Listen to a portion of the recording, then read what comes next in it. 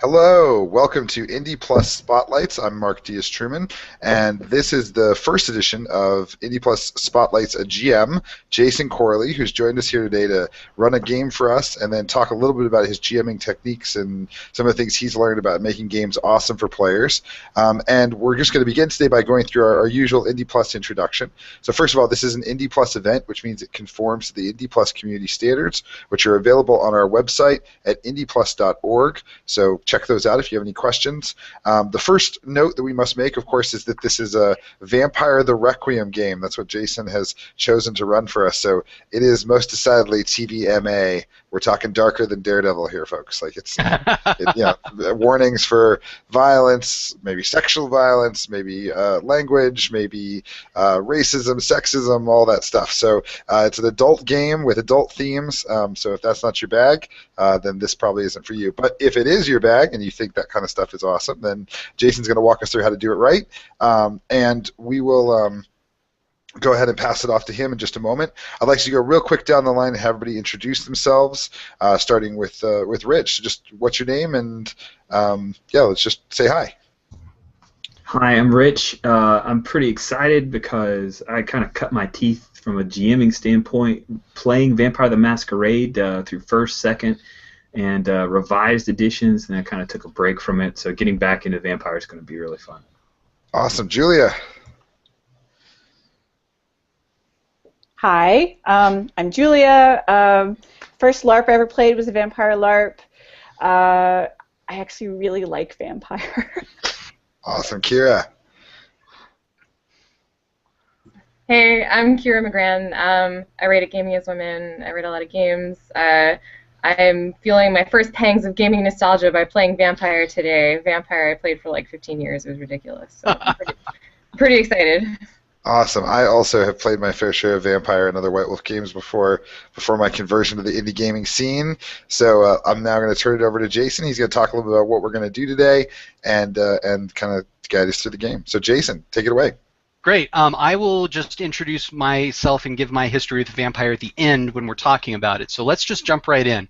I have posted, for those of you who are watching at home, I have posted on the event page a list of all of the things that I have written up in preparation for today's game. Now, 90% of that stuff is stuff we would have done in our first session. Since we have a very narrow slice, we're only going to do a little bit of the types of setup that people do in Vampire games actually together on air. So if you look at the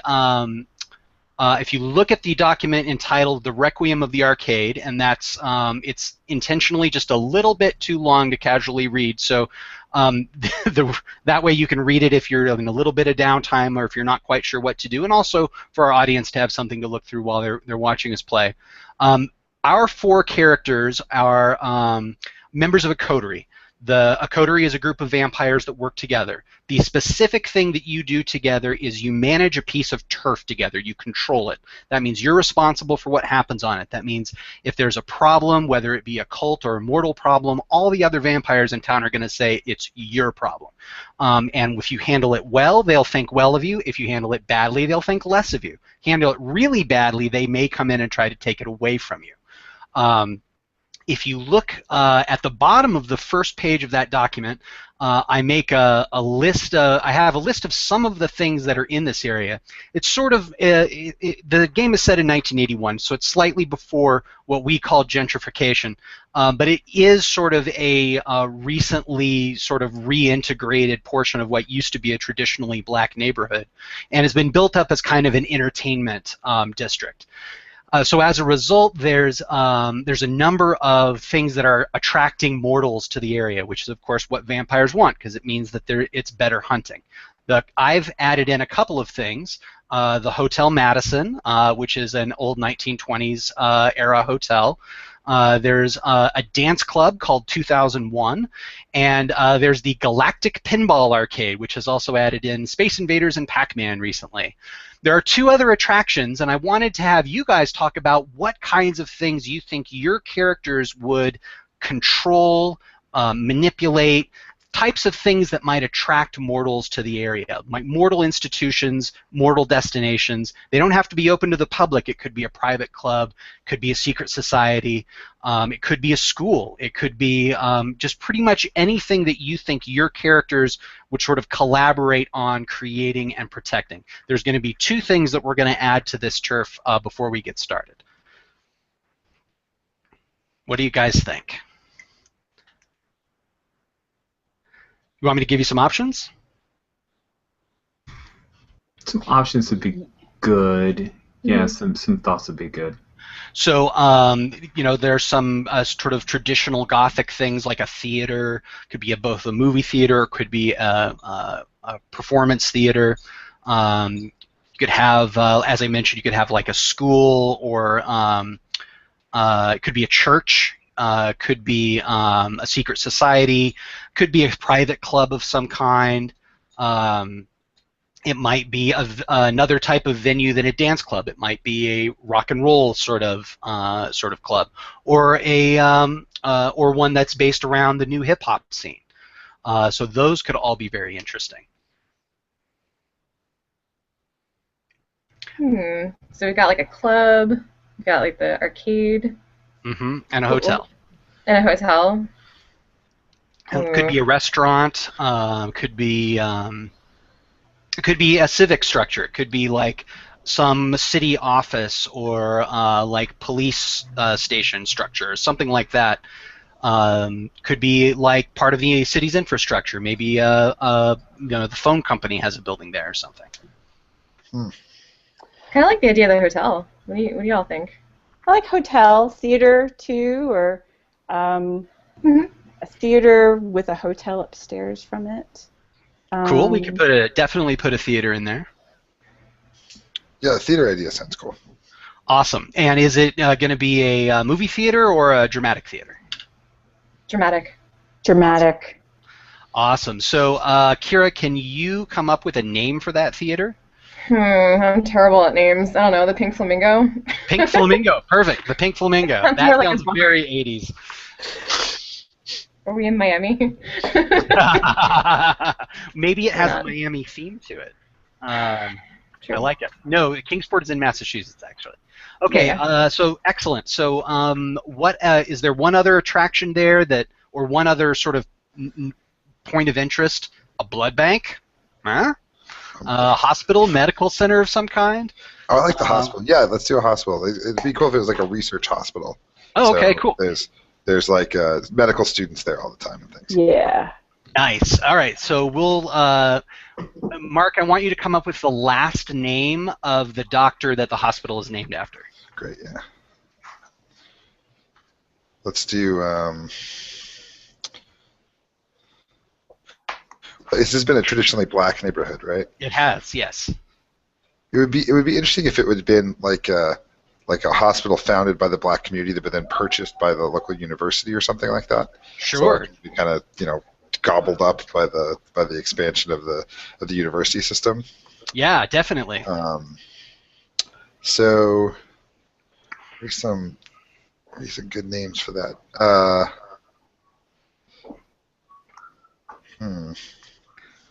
If anybody else has any ideas, go ahead and jump in. I started talking Booker T. Washington or something like that, like something with Washington in it. Sure. Yeah, that would be good. You could call it just call it the Washington Memorial Research Hospital. There you go. Yeah, that's great. Yes. Okay. We will call those points of interest in our document. Okay. So that gives you some idea of what this area is like. You have the Hotel Madison, the dance club, the arcade. You have the Pink Flamingo Theater. You have the research hospital. A lot of these things are either repurposed older buildings or sort of new buildings that have been built atop ancient basements and so on. The other thing to know is that recently the vampire area, the vampire sort of community has been in a complete uproar and civil war for several years. So a lot of times normally coteries would just have their own haven. You would have your place, Kira's character would have her own, Mark's character would have his own, but you guys have kind of had to all sort of bunker down on your turf because otherwise, like, there was just too much danger getting across town some nights even. So I already asked Rich this when we were talking about the game, but where in this little sort of city block of buildings, where do you sleep? Where does your character specifically bed down for the day? And let's, whoever has an idea, go first. So we sleep in separate areas. We don't sleep in the same area. It could be together. It could be just all in one big monkey love pile if you like. But you all are too creepy for me. It is a little like the fact that there's two like psycho witches and two so-called rationalists, like that can make things difficult, which is why I picked it this way. Yeah. So I will actually be at the hospital. So I have managed to secure myself some like pseudo research position. Like I have some like an office or something that I managed to maybe I even stole the keys or something. But that's where I kind of find myself hunkered up during the day. Nice. So like there's a basement office that nobody wants because it's in the basement, but it's ideal for you. There's no windows. You bar the door, throw the chair underneath it, and crash right there. Yeah. That's cool. I like that. Rich, I know you were talking about you had a place in the basement of the dance club. Yeah. Place in the basement of the dance club that nobody knows about. It's just probably there's a shower on the basement level, but then there's like a sub-basement. Cool. You kind of climbs down there. Got to kick the rats out. Or don't. Or don't. Either way, that's your breakfast in the morning. All right. So, Kira, Julia, what do you think about where you guys crash? Actually, I think one of you, maybe. I think no, it was Art that was the gangrel. So it was Mark who could, in an emergency, just sort of throw himself, on the ground and disappear. I obviously sleep in a creepy old attic above the theater, with like boarded up windows and like drapery and dust everywhere and old creepy prop mannequins and, that kind of thing. Nice. Foil on the windows, as Mark says in the chat. That's awesome. Foil on the, I don't know, that might get a little toasty. I don't know about that. Awesome. Okay, and Julia, how about you? What are your thoughts on where Dorothy sleeps? I think Dorothy sleeps. Sorry, Anna. Anna. Yeah. Okay, Dorothy. We already said where Dorothy sleeps. Right. Anna sleeps in the theater in the room with the star on it that's always locked. Oh, nice. Okay, so that's the dressing room of the theater ghost, basically. Yeah. Like, so everyone knows they don't open that door. That's cool. Right. I like that. Okay, excellent. All right, so this next question is specifically for Kira and Julia. So, the two of you are part of a 3-person crone group who have set up an altar for your Kruok blood magic. There is a third vampire part of this group that's not part of your coterie. I'm going to give you a couple of options for who that is, okay? Option 1, they are younger than you and better than you at everything. Option 2, they are older than you and don't give you the time of day. Option 3, they are just as good at you as things but think that they are better than you. I kind of like option 1 a whole lot. Younger and better. I don't know. What do you think, Julia? I like 1 or 3. Okay. I think that sounds like a 1 to me between the two. So we will give him or Rich. Actually, why don't you give him or her a name for us? Just like come up with something and put it in the chat, and we'll figure it out. Okay, excellent. And it sounds to me like it makes sense for the altar to be in sort of the theater somewhere or accessible through the theater, since that's where our sort of crone contingent crashes. Oh, totally. Yes. Awesome. Okay, so now we turn to sort of page 2 of the Requiem of the Arcade document. You can see that there are certain resources that you have as a result of holding this turf.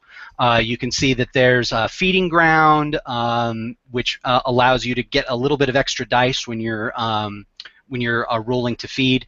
Gets a little bit of money, and there's a mentor associated with your coterie. Your mentor is Cicely, who is Art's sire.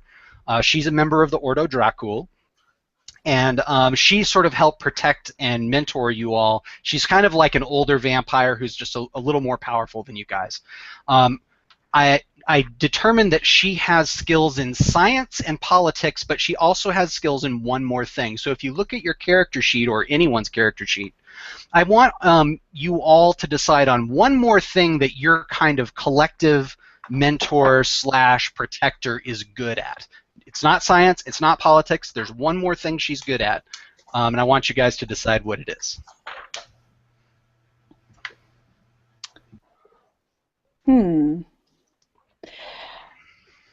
She's Ordo, right? Yeah, she is. Could it be intimidation?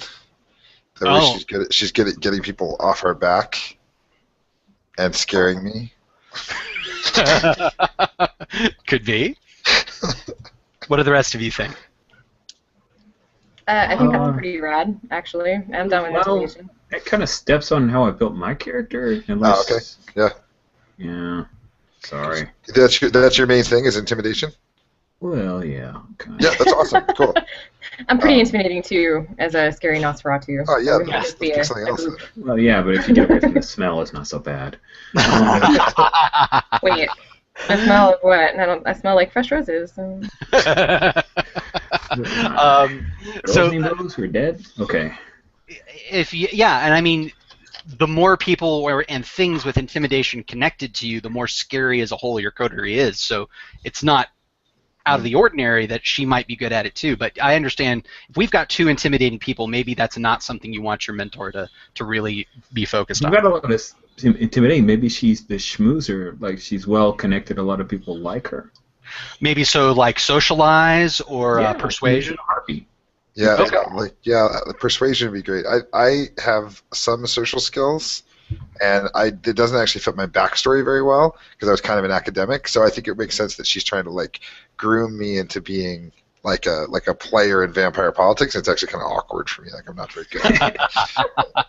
I like it. What do you guys think? I like that. So let me give you the difference between the two. Socialize is when you're in a big group of people and you're trying to sort of navigate all the various relationships of the group, gather information, or obtain some kind of social advantage. Persuade is more one-on-one. I'm dealing with a person and I'm trying to convince them I'm right. Which is she better at? Big group? Big group. Sure. That good? Yeah. Mm-hmm. All right, so I'm putting down socialize for her last skill.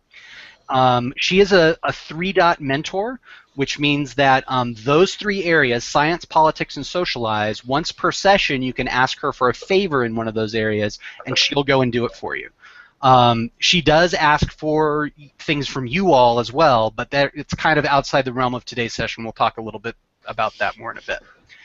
So as you can see at the bottom of page 2, you have several problems associated with your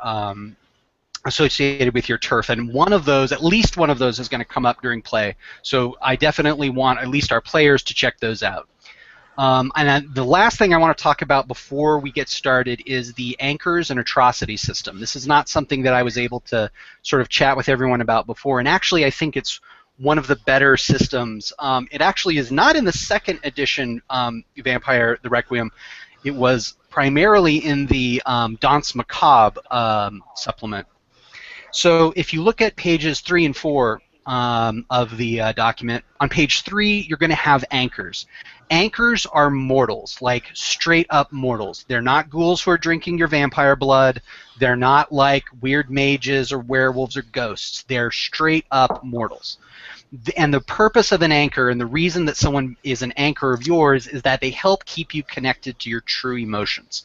One of the premises of vampire is that everybody has this beast inside of them that is kind of the only repository of genuine, sincere emotions that vampires have. Unfortunately, the only thing the beast is good at is fear and anger.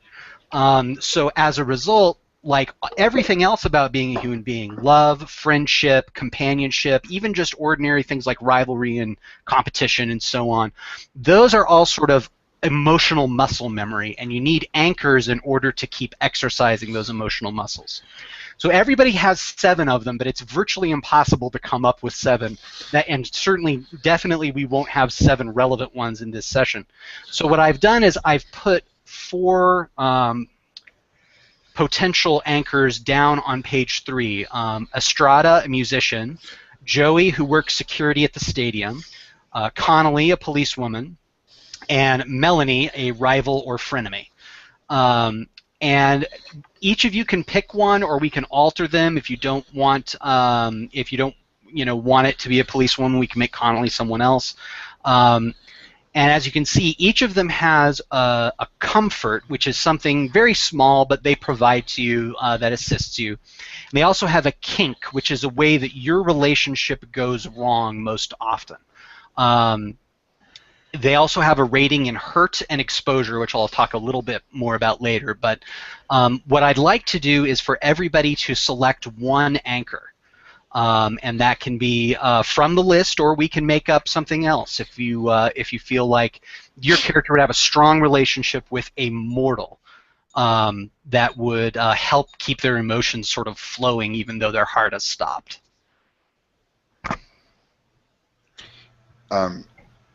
Do any of these speak to you, any of you in particular?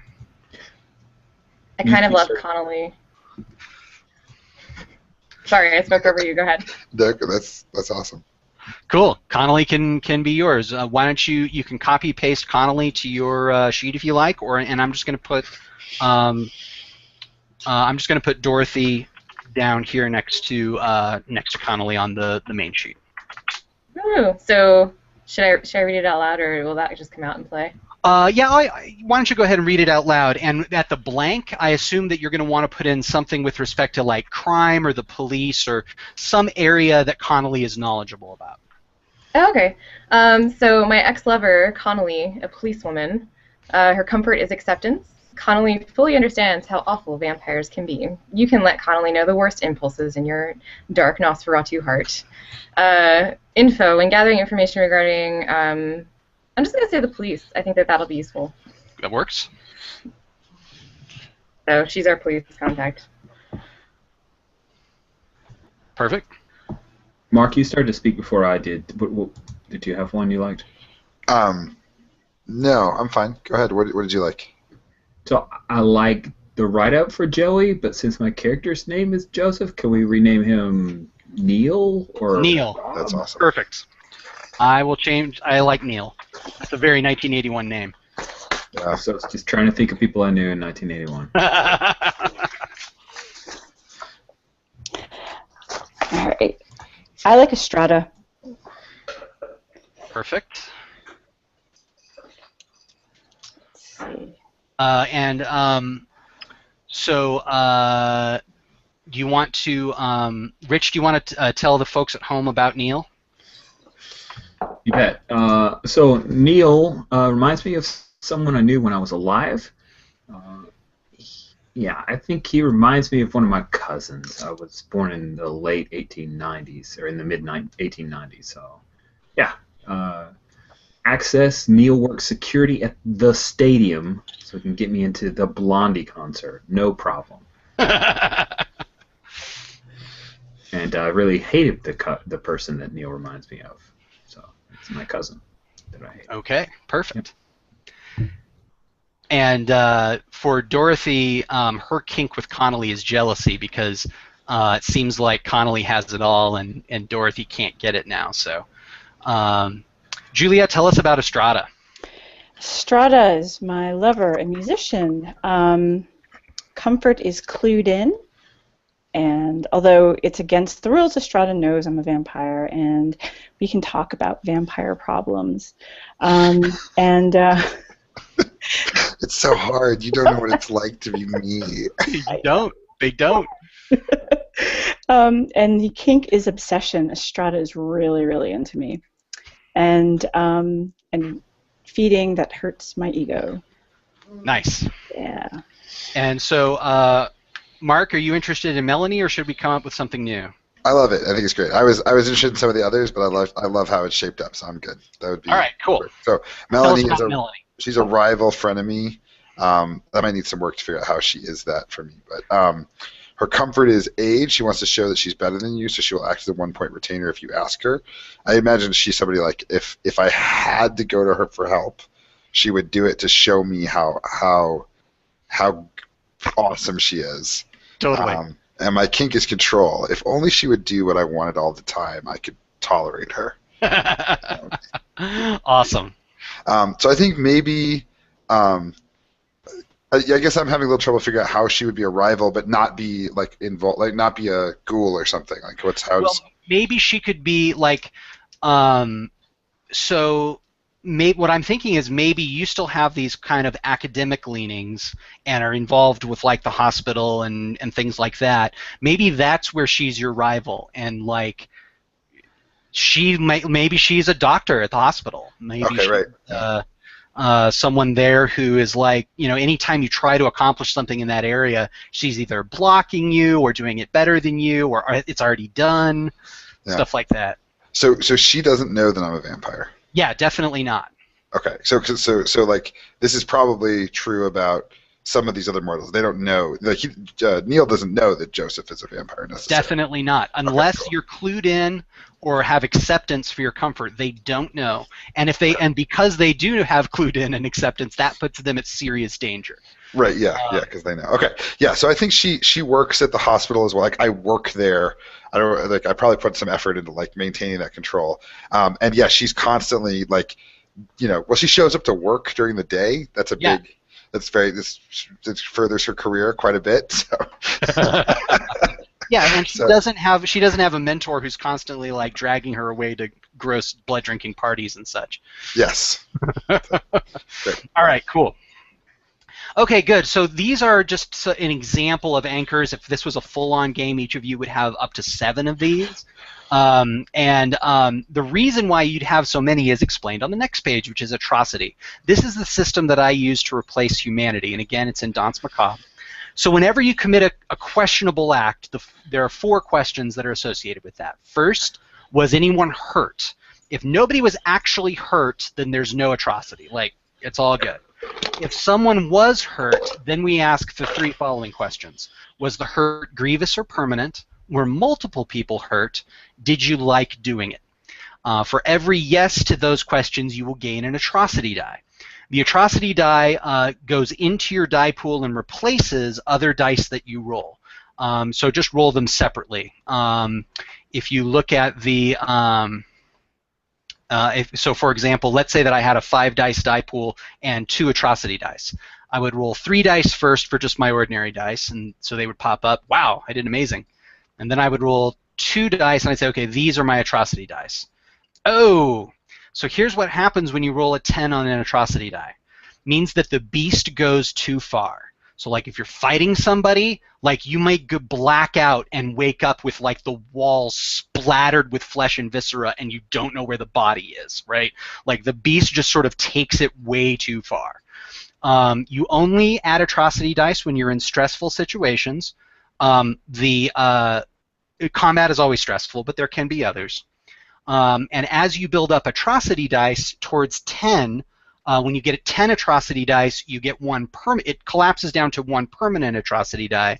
The permanent dice are added to die pools all the time, which sounds great. You become more powerful, like you're just better at everything. But you also pick up a curse of the blood, so you might develop pointed ears, or your fangs might be too big to just really hide easily. As you can tell, that builds up really fast and puts you in a bad position.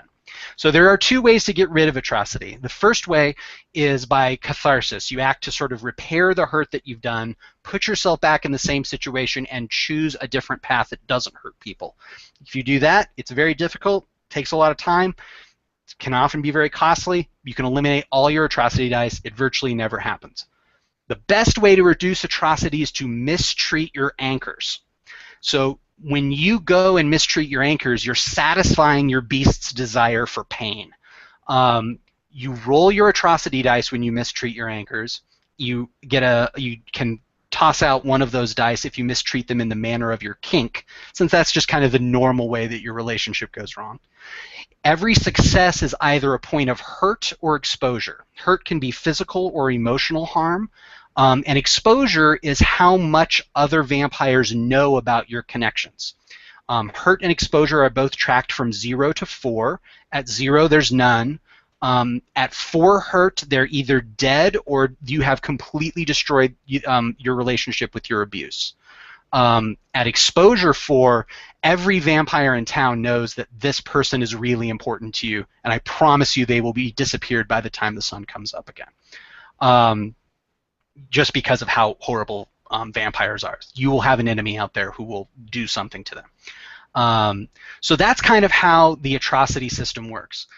Within the context of what we're going to do, it seems likely that probably only 1 or 2 of you will be dealing with that system, but that's kind of how we determine things as we go along. So that's all I really wanted to talk about before we get started. Before we jump in, everybody's had a chance to look over your merits and your disciplines. Does anybody have any further questions about that or the game setup? All right. Looks good. Okay. I think we're all good to go. All right, sounds good. So the sun goes down on Friday, April 24th, 1981. Everybody wakes up. Oh, one last thing with respect to Vitae. I need everybody to roll a d10. And the number you come up with is the amount of Vitae you start with.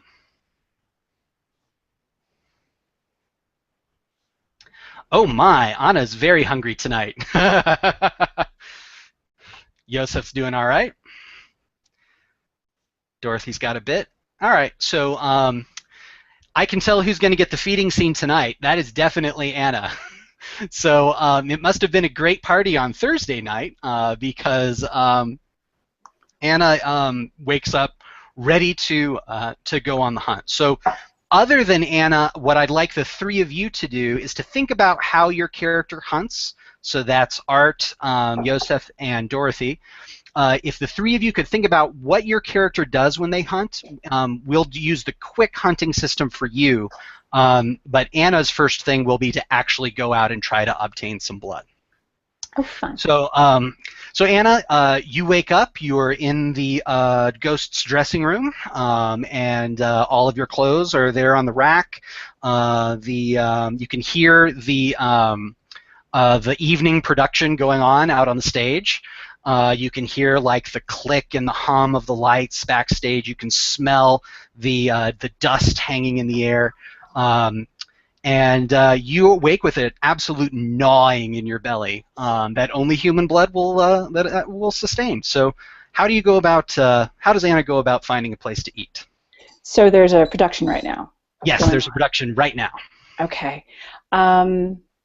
So I go into the ladies' bathroom. Oh, okay. Yes. So you head out. You get yourself dressed. You kind of slip out through the side door, move into the lobby area. Everything's very quiet. There's someone there that's sweeping up a couple of discarded cardboard cups of water, things like that. You move over to the ladies' washroom and go in. And you're going to stalk someone there? Yes. So I wait in a stall and wait to hear the door open and close, and then sort of sneak out under the stall and lock the door. And then I go back. Then I pretend as if I've just walked back into a stall and going, oh no, there's no toilet paper here. And I tap on the stall next to me and I go, oh, would you mind kindly if you could just hand me a wad of toilet paper, please? Okay. I like this. So bit by bit, let's take it step by step. You're waiting in the stall. Mm-hmm. You can smell kind of the bleach that they use every day to sort of scrub this place out. Occasionally you hear like a squeak of a rat in the walls. The door opens, a woman comes in, she sighs heavily, she's not enjoying the performance. She goes into one of the stalls, and you sneak out, and you know where the little bar is down low, so you shove it in so nobody can get in or out. Come back, knock, say the line. She says, "Oh, for God's sake, this place is such a dump." And you see a hand sticking down underneath with a wad of toilet paper. I grab her hand. Okay. So why don't you make yourself a strength plus brawl check? All right, what did I say my strength was? Strength and brawl. Okay, that's 3. So I roll 3, right? Correct. You roll 3 dice. And before you do that, let me just tell you how the system works. The number of successes you get are the number of oh no, sorry, that's the fast system. If you're not sure if 3 dice is going to be enough to be successful, you can spend that last blood point in order to get +2 to your strength. So that would be 5 dice instead of 3. Since you've got her right here, surely you're going to get it all back anyway, right? Yeah, sure. Sure. I see nothing that could go wrong with this. So, Right. You're going to spend that last VTI, mark down 5d10 in the dice stream there. All right. Okay. Okay. You ready? Hit it. All right, cool. So you got 8s or above are successes. So you have 3 successes there. Yeah. 2 of them are 10s, so that means you get to roll 2 additional d10s. So put 2 more d10s into dice stream and roll those. All right, so you got another success. So that's a total of 4 successes. Not quite an exceptional success, which is 5, but still more than enough. So you grab this woman's hand and you just sink your teeth directly into the flesh on her hand. She's starts screaming and pounding on the side of the stall, thrashing around inside there as the blood just pours down your throat, kind of drips a little bit onto the bleached tile. So she has a total of 10 blood points. Every blood point you take from her causes a level of damage. She starts to suffer from blood loss at around 6 or 7 points. So do you want to put her in the hospital, kill her, or just leave her walking out of here on her own power? Well, I'm a little insulted that she did not like the production. It's Oh one my. of my favorites. It's I don't know. It's an opera. Oh, okay, And perfect. It's my favorite. It's one of my favorite operas. And yeah, how dare she? These people don't understand what culture is anymore. They don't. So I want to put her in the hospital. Awesome. Okay. So, all right. So let's say that you get 7 vitae back, so that takes your blood points to 7. Yay! And in order to sort of control yourself, when you get really close to the end of draining someone, the last few drops taste the best. They are the very, very best. So why don't you make yourself a resolve plus composure check to stop drinking when the right time comes. All right. Where's my resolve? Okay, well, my composure is 1. Okay. And where is resolve again? It is also a resistance attribute, so it should be next to composure, left or right. I'm not sure. Oh, good. Okay, that's 4. Total of 4. Cool. Be sure you clear the dice stream before you roll these. All right. Boom. Wait. Nice. Perfect. Oh, there we go. Okay. Awesome. So you have 2 successes. You are rock solid in your control over how much you draw from this woman. So you hear her getting weaker and weaker, and you see her sort of fall off the stall, and her arm sticks way out into the area now, and there's blood that's on her sleeve. She's basically totally unconscious when you're done. You lick the wound in order to make it unclear exactly how she lost so much blood. She is in dire need of medical assistance. So before we move on any further, that's a great introduction to the atrocity system. Yes, someone was hurt, so that's at least 1 atrocity die. Was the hurt grievous or permanent? Yes, she's going to a hospital. That's 1. Multiple people were not hurt. Did you enjoy draining her blood down to the last drop there? Oh yeah, Oh, totally. Awesome. So that's 3 atrocity dice. Now, there is something you can do to not pick up that many atrocity dice. If you want to go into denial and justify yourself to any of these 3 atrocity dice, you can do so by spending a willpower and telling Kira, Rich, and Mark why you were justified in doing what you did. And if they agree that you were justified, then you reduce the amount of atrocity that you take. Or you can just take 3, whatever you prefer. Oh, I'll try to lose 1. Okay. So explain to them why you were justified. And this is to Kira, Rich, and Mark, not their characters. Okay. I was justified because she was rude. Okay. She was rude. I very kindly asked her for toilet paper. And it was like, oh, for God's sake. It's like, come on, just give me some fucking toilet paper. There's that. She was insulting. I mean, I got a sense that she didn't like this performance. I mean, we weren't really in intermission, and she left at one of the best arias. I could hear it. And she's gets up and goes to the bathroom. Really? So, yeah, I do not abide rudeness. It's just no. What century were you born in? What? What century were you born in? Were you born in the 1800s? Yes. He's actually the oldest of all of you. So for the 3 of you, I need a thumbs up or thumbs down. Thumbs up is that you feel that she is justified in doing this. Thumbs down means that you do not agree and she has committed a grave atrocity. Kira? Oh, she's up. Oh, look at that. All right, sorry, Anna. You take all 3 atrocity dice. Okay. So remember that when you are rolling under stress now, until you work off that atrocity with your anchor, up to 3 of your dice will be atrocity dice. All right, cool. So let's turn now to Kira and Dorothy. What is the way that Dorothy hunts, just speaking generally? Like, what's kind of her style? She goes after well-to-do businessmen when they've left their families on the boardwalk and terrifies them with her nightmare abilities and then drinks their blood. Nice. So what I would suggest is that you make a nightmare check. Okay. And let me just pull that up and be sure that I remember what that rule is. Yeah. I think it's dread presence, so it adds a dot to my intimidate die pool, maybe? Yes. Let me take a quick look here. So if you use Nightmare Face of the Beast to make a vision of their fears manifest, it's presence plus empathy plus your nightmare rating, which for you is 2. Do you think that would be a better roll than just the dread presence? Probably. You could. Like, what's your intimidate pool? It is 3.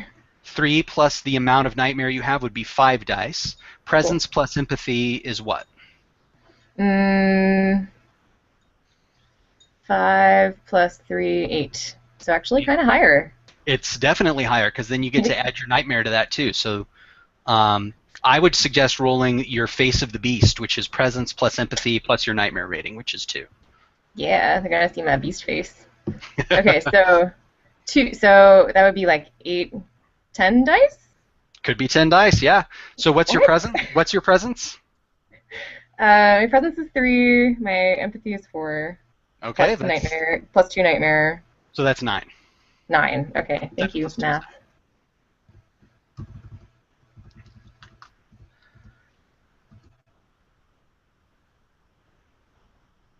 So that's what? 1, 2, 4, nice. 5 successes? Yes, so that means you can obtain up to 5 blood points. That's your call. How many did you start with? I believe you had 5? Yeah. With your blood potency of 3, I believe your max is 13, so you can take all 5 of those if you want. I will do that. Awesome. So that's kind of an example of a one-roll hunting thing. We don't kind of go through each thing like we did with Anna. So let's turn to Art and Mark. So tell me how Art normally hunts when he wakes up in his basement office in the Washington Memorial Research Hospital. Unmute. I sneak blood from the hospital, both from patients that are receiving it, right, and then also if I get really desperate, I'll go to the blood bank and just schedule a couple for research, and just grab it. Awesome. So go for it. So I was thinking maybe I'd use I could use stealth and How about manipulation? Manipulation to get stealth and manipulation. That sounds good. Yeah. Cool. Yeah, that works for me. Okay, and then I have a specialty in stealth for sneaking. We lost Julia. All right, so why don't you make? Oh, here she is. She's back. Do I get does my specialty count for this? Sure. What's the specialty? Sneaking. Like I have a specialty for perfect. Sneaking around. That's okay, perfect. Cool. That's exactly right. Okay, so I will take. I have a stealth of 2 plus the sneaking is 3 plus manipulation is 2, so I have a total of 5 dice. There you go. Roll them. All right, you are not successful. So, Mark, you are the first to learn about the new amazing dramatic failure system in Vampire the Requiem 2nd Edition. Ready for this? Yeah. It's not as big of an impact in a short game like this one, sure. But any failure you roll, if you like, you can make it a dramatic failure and get an experience point. Yes, I would like that. Let's do that. You would very much like to have that experience point. Okay, cool. Yeah. All right. So, all right. Well, we'll deal with that in a little bit then. So you're not able to obtain any blood, and we'll cope with your dramatic failure in a sec. Rich, let's talk about Yosef. What does he typically do to hunt when he wakes up in his little sub-basement nook beneath the 2001? Oh, if there's no breakfast waiting around for me, then I guess I have to go out. Well, you could hunt rats if you're good at that. I'm pretty good at it. So that could be animal kin. Yeah, no, I'm not so good at that. Not so good at the rats. Oh, well, I guess I'll have to hunt people. All right, how do you do that? What does he do? I reconsider this blood potency thing if I can't hunt animals because no animal can. Well, there you go. Yes, I got lots of money. So you can pay for it. Yeah, I think so. So you basically go kind of hire a streetwalker, one kind or another, get them alone somewhere, feed from them. Yeah, and then, mesmerize them. Making sure they don't fully remember everything that happened. Yeah, I'm really great, Oh, of course. Make yourself, so to identify a good target, we'll say that's streetwise, for example. And then I'll let you decide. Manipulation, presence. What's your thought on how you interact with them in order to get them to go along? It's definitely presence. Presence plus streetwise. Make that roll, and I'll let you throw in your resources too, because you're throwing some money around. Okay, got the presence of 3, streetwise 1, that's 4, and resources of 3, that's 7. Okay. Nice. So you have 2 successes there. You can get up to 2 blood points from that. Already, I'm good, so I guess I'll just take the 1. Okay, there you go. Keep it in practice, really. Sure. You're always hungry. Let's just make that clear. No matter what your blood pool level is at, you're always hungry. It was more like package, but sure. Sure. All right. So, okay. You know what? All right. So, Art, you are sneaking around in kind of the one of the things that you do in order to get blood that's sort of legit. Is you kind of will go to the blood bank area. You go over to their sort of terminal that connects to the mainframe. You kind of put in an order for a particular department which is listed by number. That department happens to be the morgue, which never needs any blood. And then you just kind of be at the morgue when someone comes down to deliver it, and it just disappears and no one ever sees it again. So you do that. Everything's going really good. I actually have a 0 in computers. No, that's all right. That's I think that's a fun thing. It's I actually have really struggled as the last 5 years or so as stuff has started to become computerized. I'm really struggling with it. It's not my thing. I prefer paper records and books, and it's really uncomfortable. Cool. So you're like, you hunt and peck your way through the commands to get this down there, and then you head down to the morgue, and you're kind of there in the morgue, just sort of chilling out. Not much is really going on, and like the door opens, and in comes two men, and they're wearing kind of rumpled suits. And they're followed by a hospital employee with like a little badge, and they've got this gurney, and there's something on the gurney that's like zipped up, this kind of this little bundle, like not a huge, not like a full body, just like a little short chunk of a body, and they come in and like they're arguing about something. And they're like really intent on having this hospital employee do like an examination of what's in here. And the guy's like, look, guys, I can't, you know, I understand that I'm down on the list, but I just can't. I can't do that type of analysis of the situation. And the person's like, listen, the crime lab is overbooked. We can't get in there until Monday. You know, we need to have answers on this now. This is the most bizarre thing we've ever seen. Like they're arguing, and right in the middle of it, right in the middle of these two what appear to be policemen arguing with this hospital employee, the door opens and in comes like one of the medical assistants wheeling along your two big blood bags, and they're like, yeah, you guys wanted. Wait a second. Who's here to sign for this? All right, so I'm gonna try to just like slink into the shadows. Okay. I don't want to draw any attention from these guys, and I want this to just be like oh yeah, like things just, you know, strange orders. Strange, weird things happen. Okay, yeah. So like you like sneak out of there, but without being confronted. But as the door's closing, you hear one of those two police officers say, "Who was that guy?" Like one of them saw you and like twigged that something was up, but you're gone by the time he figures it out. Cool. Okay, so awesome. So you guys have kind of gone out and done your hunting, kind of gotten fed for the night. Anna, so do you call 911 or do you wait for the next lady to come into the bathroom to call 911?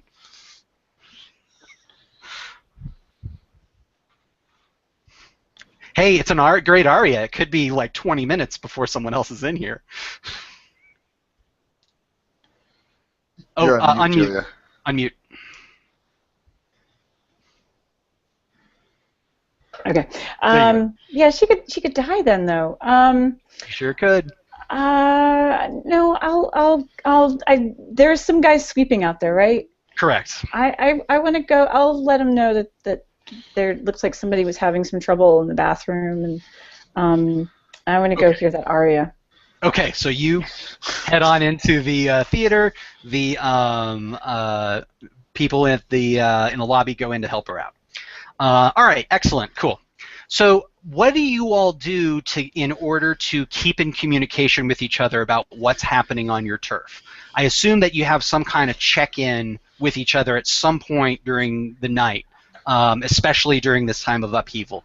Where does that happen, and what's that like? Well, we have a meeting place, obviously. Where is it? I feel like maybe it's close to the theater or in the theater, and I don't like it. Like I don't want to. I don't like you two are kind of freaky, and I don't want to go there. But I'll go to the lobby. Like it could be, you know, we can maybe there's like a cafe or something in the lobby.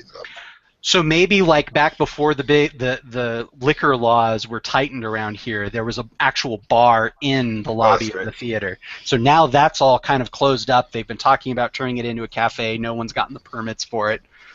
So it's just kind of like these empty tables and, you know, chairs that have been thrown in here from other parts of the theater.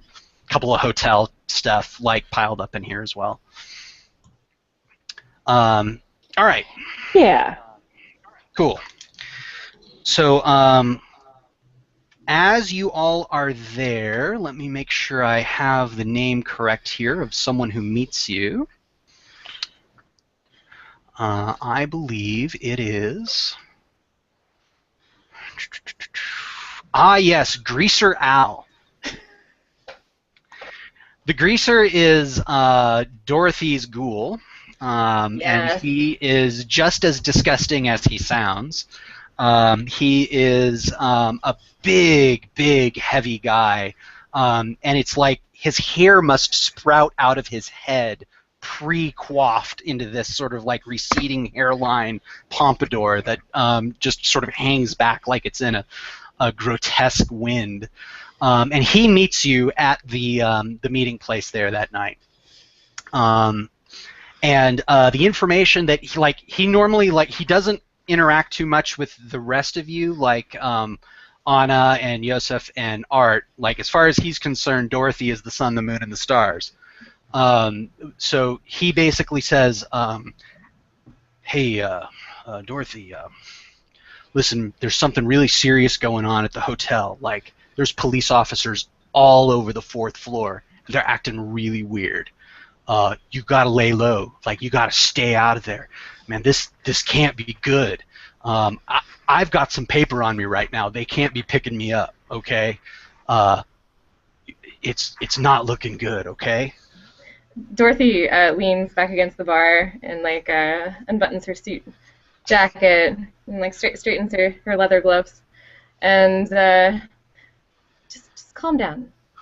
Tell us exactly what happened. Why don't you have a seat, Greaser? You know what?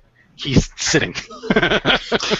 She reaches behind the bar and pulls out like a dusty bottle of whiskey and puts it down in front of him. Nice. So he unscrews it, takes a drink. He looks at it like it's not what he wants to drink. And then he puts it down on the bar. He says, well, so there was this girl, and you know how there's some girls that do business around here, and I like to keep tabs on them, make sure that everything's on the up and up, and the people getting paid got to get paid. Waitresses? Sure. Yeah, waitresses. Some of them are waitresses. You're talking about sex workers on the board. Oh, yeah. That's what they're called. Yeah. Right. So I was talking to a couple of them, and then all of a sudden, there's police officers everywhere. Man, they're talking to her. They're questioning her about some girl that they knew. They are asking her if they saw anybody go up to the 4th floor. They were asking if they saw anybody on the roof. Like, who goes on the friggin' roof of the place, right? It's ridiculous. I think they're out after blood. Well, you know what I mean. There's cops all over the hotel, and that can't be good for anybody's business. Yeah, it sounds pretty bad. I got the hell out of here. Yeah. Yeah, you should probably lay low for a little while. I don't think there's anything that we can do to help you right now. Oh, we are a little busy with our own agenda. Oh, of course, yeah. And you know what? That's a great idea. I think I'm going to do that. Yeah, that's a great idea. Mm-hmm. Sure, I'll lay low. If while you're laying low, you can maybe cruise by that hotel first and maybe get a little bit more information about what's going on. Give me a call. Okay. Stay in touch. Yeah, I'll call you on that payphone on the corner. I'll call that in about 15-20 minutes. Does that sound good? Is that soon enough? Do you need it sooner? I could get the information sooner. I could get one of the police officers and talk to him. I could talk to him. How about you take 20 minutes? Okay. 20 minutes sounds perfect. 20 minutes. I'll have that information for you by then. Okay, I'll talk to you later, Dorothy. Goodbye. Out he goes. So are we all there? Yeah. Sorry about that. You're all there. So I'm gonna say he seems Thirsty. concerned. For you. Concerned for me, thank goodness. I'm glad that we got this information at the very least. I haven't heard anything else though. Have you, Art? Yosef? I don't have grown men coming to me looking for, well, whatever he was looking for. Oh, he's so young. I wouldn't call him grown. If he grows anymore, he's not getting through a door. He's a big guy. I'm just saying that I didn't know that he had fallen so hard for you so quickly. He's dangerous.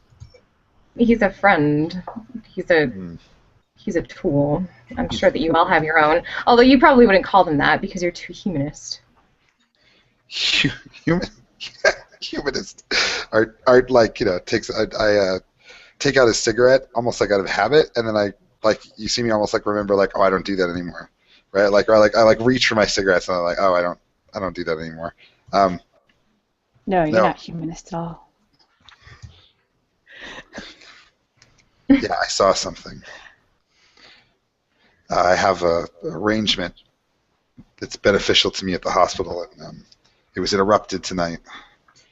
Some cops, I think, maybe, I don't know, detectives, they were bringing a body. It's best to not get engaged, but the medical examiner didn't want to take a closer look at it. They said this was the closest place. The closest place. Closest place to whatever happened. It wasn't a full body, not like a person, something else. You couldn't see what it was? Yeah, this ain't my job, right? You couldn't lift up a sheet and peek under? There was a number of, they were there with it. I'm not about to go, hey, I see you're wheeling in a strange thing. Do you mind if I take a look at it? So already our position at the hospital is pretty tenuous anyway. It's not like, and I kind of gesture back at the theater. It's not like a whatever it is you do here. It's not like what? Are you offended by our religion? No, I'm not offended by the religion. We're not offended, right, Joe? I don't really care. Yeah. I mean, it's not like you're Lance bastards. It's like, What? the crosses and the eternal grief and guilt. It's not. I'm not saying like, hey, he's kind of like backing up. Like I don't know, I didn't mean to say anything. I just, it's this whole place is. I'm glad that you think that we're a little bit better than those fundamentalist assholes. But back to the subject at hand. It seems like something went down at the hotel, and we should find out. It's on our turf. What do you think we should do? We should go check it out. Lift the proverbial sheet. You're pretty good at sneaking, right, Anna? I'm not so good at being unseen. Yeah, I can. Actually, you both have obfuscate, so girl team can just decide that they're not seen. So Team Girl Ninja. Yeah.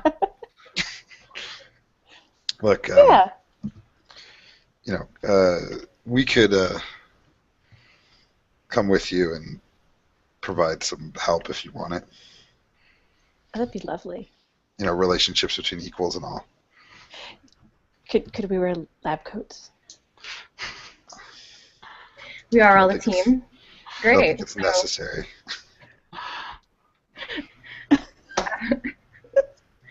Why did you want to wear a lab coat, Anna? We're not going to do an experiment. I mean, maybe those two are. I hear that that's what most of the Ordo Jack will do is weird social experiments and scientific oddities. Well, are we going to the morgue or are we going to the hotel? Oh, I thought we were going to the hotel. Well, yeah, if we wore lab coats, then we could look like medical examiners. That's okay. In the hotel. Yeah. Let's just go to the hotel, ladies. Yeah, let's go to the hotel. All right, so the four of you are going to head on over to the Hotel Madison, which is in the same sort of building as this theater. So there's sort of the lobby area, there's the theater, and kind of off to the side, there's like an area of sort of workspace, sort of backstage, also becomes things like offices and storage space for the hotel, and then beyond that, there's the actual hotel lobby for the Hotel Madison. The night manager at the Madison is known to all of you. His name is George Liggins. He is a very tall Afro-American with a Kareem Abdul-Jabbar haircut. And unlike a lot of the other people who work at the hotel, he really likes the kind of old-timey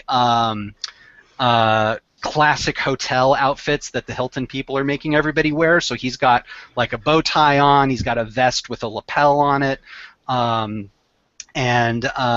he's standing, looking kind of a bit nervous at the desk. So the lobby area of the hotel has some seating. There's a bar. There's a small restaurant. Then there's elevators and staircases to the upper floors of the hotel, of which there are 5. And so how and what do you guys do? So we know this guy. Yeah, you know the night manager because this is your turf. You're here a lot. He doesn't know you're vampires, but he would recognize you and not be immediately hostile to you. I want to go up and chit chat. Sounds good. Hello. Yeah. Evening, ma'am. How are you? I'm fine. How are you doing this evening? Well, it hasn't been an easy night. Let's put it that way. Oh, what happened? Well, something happened up on the 4th floor, and the police kind of have that whole area cordoned off and are questioning people. I don't know. They didn't tell me anything. On the 4th floor? Mm-hmm. Oh. And so why don't you make a socialize check with good old George there. Socialize plus presence. Okay. I don't have any socialize. That's all right. But I have 2 presents. All right. Because you don't have any socialize, you do take a small penalty to your roll. Okay. So if I have 2 presents? Let me just quickly. I'm taking a look at the character sheet to make sure I know. -1. It's -1. Okay. So you'll be down to 1 die, but it's not a chance die. So that means that, well, I guess the chance die doesn't matter anymore, but just roll your 1 die and see what happens. If others want to help, they can certainly jump in here as well. So I have some socialize and things. How does helping work? So why don't you, it probably makes more sense for her to help you if you have socialize and she doesn't. So unfortunately, she's not much of a help. Is that cool with you, Julia? Is that good? That's fine. Yeah, okay, cool. So I'm just going to kind of like glide in there and try to like Smooth it over, right? As you start to ask too many questions. Like, when you say the 4th floor, right? Like, I'm just like, Yeah. Yeah, like look over you like, I got this. Like, I think I got it. that's awesome. That's cool. Like she's leaning a little too close to him, and he's a tall guy, so he's kind of like, like just a little bit. So Art, you make your socialize plus presence check. If she had gotten a success on her die, she would give you a bonus die. But since she didn't, cool. She's not much of a help. Okay, cool. So I have presence 2, socialize 2. So I have 4 dice. 4 dice. There you go. And I have barfly, but does that apply here? Because it's like not really. If barfly for vampires is more like, hey, I belong at this party. Okay, I belong in this group of people. All right, here we go. All yeah, right. 2 successes. 2 successes, complete success. So basically what George tells you is that he comes on duty around 5 o'clock in the evening. Just after, and when he came on, there was already police officers here. So they were asking questions about a woman at that point. Someone who a prostitute named Anna. Oh, actually, I need to change that because we already have an Anna. So let's make that. Her name is Ruth. And does she work around here? Have you seen her? Did you see her today? And he just came on duty, so he didn't know anything. So he gave him the number of the day manager. They, kind of didn't stop bugging him at that point. And then apparently they discovered something like on the roof or on the upper floors of the hotel, because there have been police officers on the staircase, there have been officers on the 4th floor questioning people, and 2 detectives from the central office have come to the hotel to question people. So that's the and they're treating it like the 2 detectives, one of them let it drop that he's treating it as a homicide. The other detective kind of looked at him like, okay, like maybe it is a homicide, but why? That's an odd piece of it. That he considered that to be a weird thing to say. So right now the status of the hotel is the 4th. He's been told by the police, don't put anybody on the 4th floor. as we release people, you can put them in whatever other room you want, like 3rd floor or lower. And don't send anybody up to the 4th floor or to the roof, because that's all a crime scene.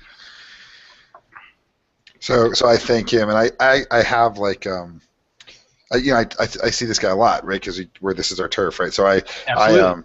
I say, did you get the cigars I left for your mom, kind of thing, right? Like, Oh, right, like, yeah. She really liked them. I sure appreciate that. Good. Listen, Well, I sure hope this blows over. If there's anything else I can do to, get things smooth again, I'm happy to do it. yeah. So I say I'm gonna like try to play it as cool as possible, but then as soon as we get away, I'm like, we need to go to the hospital right now, like immediately, like now. Like, I don't care what's on the 4th floor. We need to go now. Yay, lab coats. Whatever. I'm gonna like almost like spin this that like it's clear what's happening here. It's obvious, like the something has come through. Something is it's a homicide because maybe it's a birth, right? Like. There's something going on. The thing that they brought in, it was small. It was too small to be a body. But what if it's something else? What if it was a child? Yes, a child. Exactly.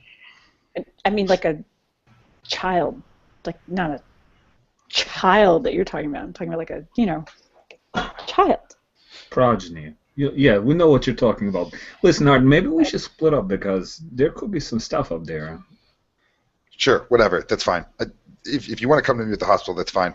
If you want to go check it out upstairs, that's fine too. The important thing is that we have to go now. Well, I'm going to hospital. Okay. Well, if I have to go by myself, I will. And I turn around and I leave. Let's go to the hospital. Yes, hospital. All right, so the team is going to the hospital now. All right. Wait, is Joseph joining us, or are you going up to the 4th floor? Oh, sorry, I heard him say he was going with. Yeah, he said I was going, but I thought that the sneakers would be doing it sneaky. She's going to make a mess at the hospital, man. That's fine. Let's keep the party together. Okay, works for me. Whichever way you want to do it is fine. So you all head out to the hospital. You take, on your way there, you stop at the payphone to get the greaser's information. He says that, according to the police officer who owed him some money, that there's 2 detectives assigned to the case. One is like, this is a really serious murder, and it's really unusual, so we have to like really investigate it closely. And like the other police officers don't know what the heck he's talking about. Like most of the other police officers are like, okay, yes sir, we'll go along with that. Sure, we'll ask people if they heard anything unusual, but like they're not adding it all together the way that the one detective is. And the detective that is putting it together is Tristan Ding.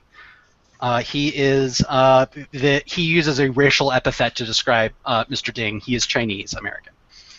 All right, cool. So I hang out. Good job. Oh, good. Oh, you was that what you wanted? She hangs up on him, and then. Oh, good. She said it was what she wanted. She makes one more call to her anchor or whatever, her cop. Yes, to Connolly. Connolly. Okay. If that's okay. Sure, absolutely. So you call her there from the payphone, and she is currently at home, having just finished dinner with her family. And so she says, "Hey, Dorothy, how are you?" I'm not interrupting dinner, am I? No, we just finished, and everybody's in watching Dynasty. Oh, sounds really lovely. Oh yeah, lots of backstabbing. Why would you say something like that?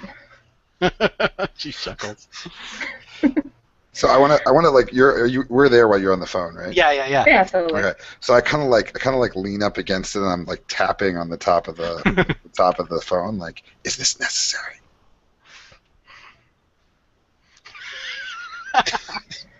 And okay, she asks, she asks her about Tristan. Like, do you know this Tristan Ding guy? Is he one of your coworkers? Oh yeah, he's a smart character. She kind of has like professionally nothing but respect for him, but he's not popular in the department. Like he's not a guy who, like he kind of stepped on some people to get his detective's badge and was not real shy about it. As far as he's concerned, he's smart and a good detective, and that should be enough. So Sounds he's like not. Go ahead. Oh, go ahead. He's not. We keep doing it. All right. He's not really like a departmental like. He doesn't play the politics game that you're supposed to do to get ahead in the department. Cool. It sounds like he's on the up and up. Like he might know about us. Do you know if he's connected to anybody? Like he's like there's a long pause and Connolly says, "I really try to not know about anybody but you." So I can't really tell you. I don't really know. Good answer. It's bad enough that, I mean, it's hard enough knowing about you. It is. Sometimes I have whole nights when I think of nothing but you and the times that we had together. Like, there's a pause. You hear a door close. And she says, I feel the same way. It just can't work out, though. It's impossible. It's such a shame that you have a family now. Well, enjoy the rest of your dinner. We have to keep going. All right. I'll talk to you later. Bye. She hangs up. Nice. I'll say, you just have lots of these people who want to. I thought you were in a hurry, Art. I mean, I just inspire an incredible love in the people around me. Don't you think so? I mean, I'm not all that terrifying, am I? I definitely feel it. By the way, Dorothy is pretty terrifying. Yeah. We haven't exactly talked about Dorothy's physical appearance, but it's significant. Yeah. I actually don't know too much about that. What do you look like? Did you? Yeah, so let's talk about that a little bit. So Nosferatu don't necessarily have physical deformities, although many do. But there is something really wrong about their appearance. It can be like just a bad feeling. It can be like when they walk, their legs don't fully bend the right way. Like their smile might be a couple of inches too wide. You know, things like that are just like a little bit off, so that their physical appearance makes it so that when someone looks at them, they just have this immediate fear, revulsion sort of response. And so I'll let you, Kira, decide what exactly that is for Dorothy. And you can tell us when you think of it. You don't have to be put on the spot right now. Oh, I like that big smile thing. That's super creepy. Okay, cool. So like you have like the big sort of clown smile, and like it goes all the way to your ears if you want it to. Like it just. Well, it's just like real fangy and jagged and horrible, and like it's not all the time.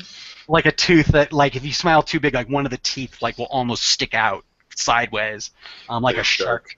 Oh. Yeah. Yes, it is a shark-like grin, literally. Nice. Welcome to the 80s. When you say, like, I just inspire so much love, and you give me that big smile, I'll be like, yes, I can see that. And I just sort of, like, back up a little bit. And, Joseph, why don't you lead the way?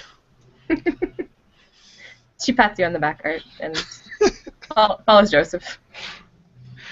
All right, so the last time you were at the hospital, Art, the only thing you knew was that there was something down in the morgue. There was at least one, morgue attendant who was there with the police. And actually, now that you talk about it, one of the police officers is Chinese-American, for sure. So that could be Ding himself.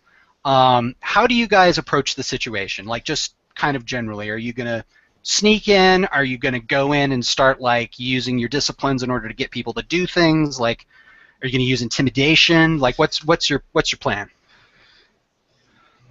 I think Joseph should intimidate somebody. I want to see him be a badass.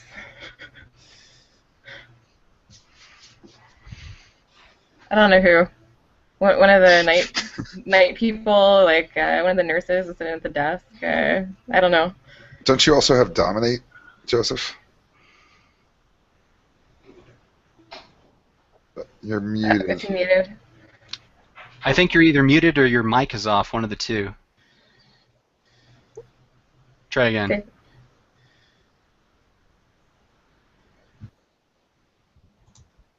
Any better? Yeah, there you go. Better. Oh, good. That's why you guys were ignoring me for a while. Okay, good.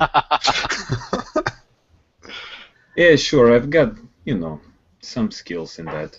We'll make someone pay attention to us, except for Anna. Probably should not pay attention to her. What?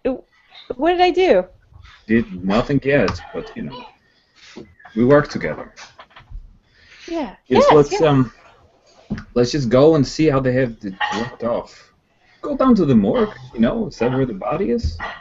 Let's just go there.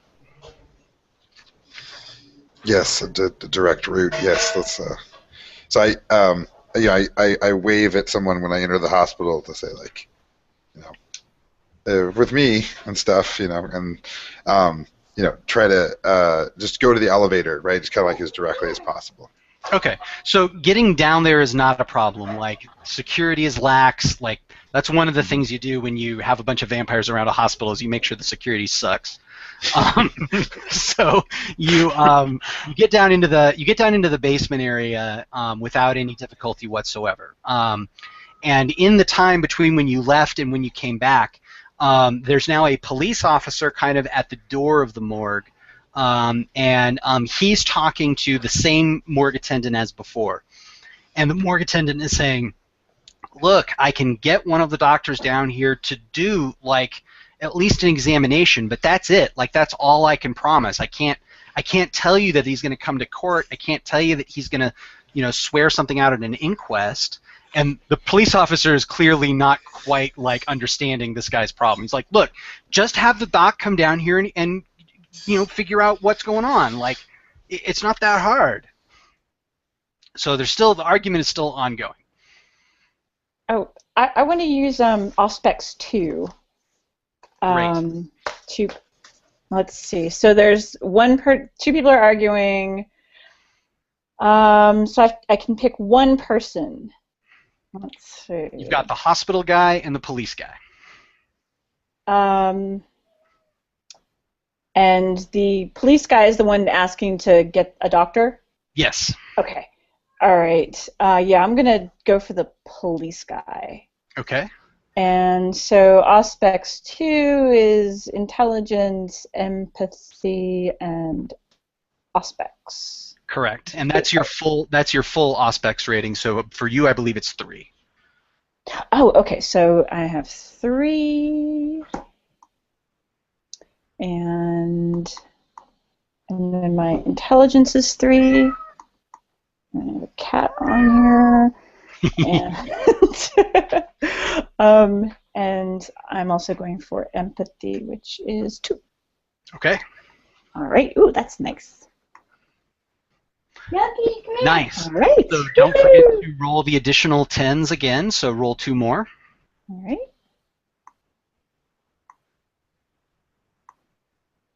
So I already got 2. And then I'm going to roll those again. Oh, wait. Just add 2 more d10s and roll them without clearing it. Oh, okay. Yeah, okay. All right, so no additional ones, but three successes, more than enough to ask a question about the, I think the police officer you said. Yes. So I want to ask him what is he feeling so urgent about? Ah, okay. Doctor. So what's his feeling about the urgency here? Okay. Yes. So let me get a name for this guy. This is Officer Shearer. And so you focus your senses on him, and his urgency, like you hear like the jingle of coins in his pocket, and they're copper coins. They're just pennies. This guy is broke, and he is worried for his job if he doesn't get doesn't do it properly. So like he's like being pressured like from above to get this examination done. His urgency is entirely based on someone else in the police telling him what to do. Okay, so it sounds like the police seem to know something more here than they're letting on.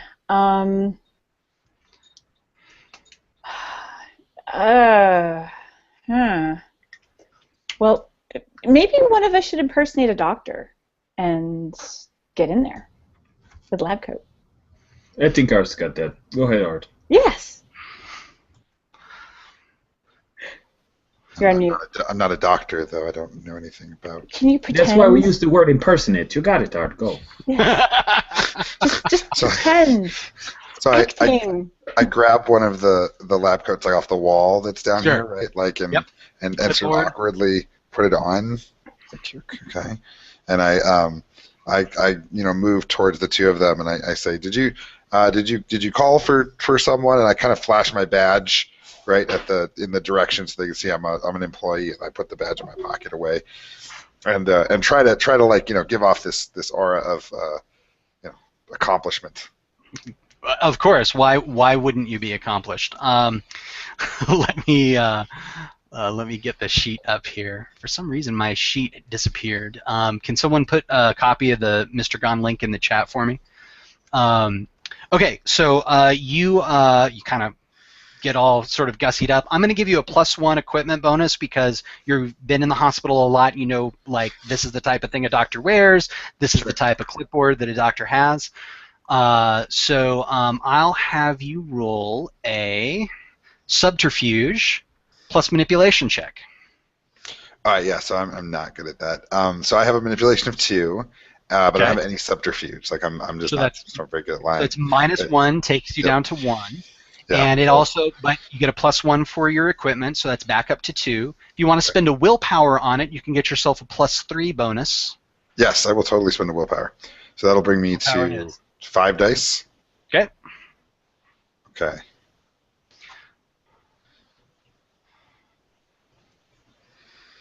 Aha.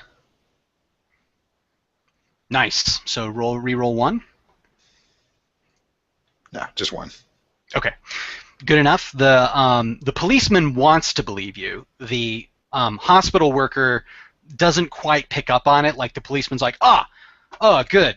Glad you're here. This guy wasn't giving me any assistance whatsoever. Come on. Like he kind of puts his hand on your shoulder and brings you in. He says, this is the weirdest friggin' thing I've ever seen. Like it's just so bizarre. I don't even know what to call it.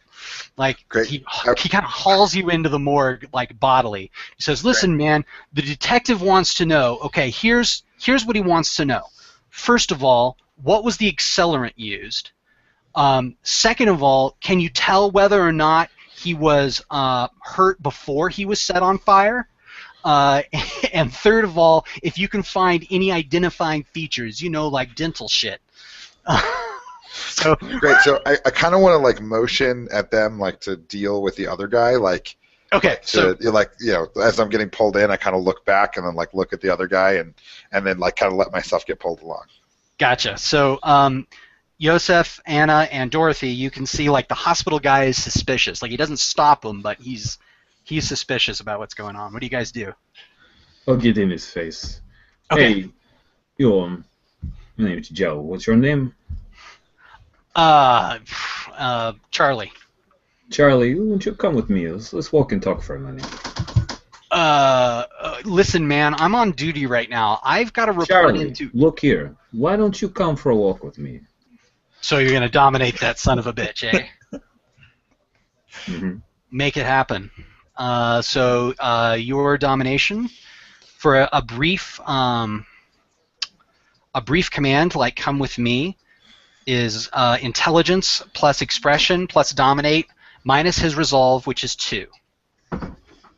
Do I take out his resolve before I roll? Like that's minus Correct. 2 dice that I roll? Okay. Yeah, correct. Intelligence plus resolve. Plus Intelligence plus expression. Plus dominate minus victim's resolve, and your dominate is 2. Yes, and so that is 5 Minus the 2, so I'm rolling 3 dice. Correct.